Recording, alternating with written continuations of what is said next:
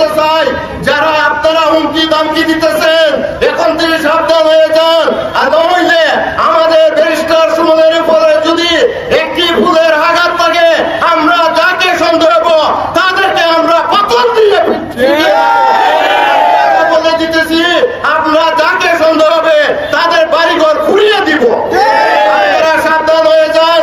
আমরা সারা বাংলাদেশের আলোড়ন সৃষ্টিকারী এবং আমাদের মানবতার ফেরিওয়ালা সাইদুল হক সুমনকে কেউ থামিয়ে রাখতে পারবে না। আমরা সুনামগঞ্জবাসী, আমরা এতদিন অন্ধকারে ছিলাম, এখন আরো আদুর পথে আমরা এগিয়ে এসেছি। আপনারা জানেন আমাদের সাইদুল হক সুমন এমপি যখন হয়ে সংসদে গেছেন তখন থেকে আমাদের ফুলরঘাট মাধবপুর জনজোয়ার, আমাদের উন্নয়নের গণজোয়ার চলছে। আমাদের রাস্তাঘাট বিভিন্ন কাজকর্ম এবং বিভিন্ন উন্নয়নের কাজ চলছে। তারা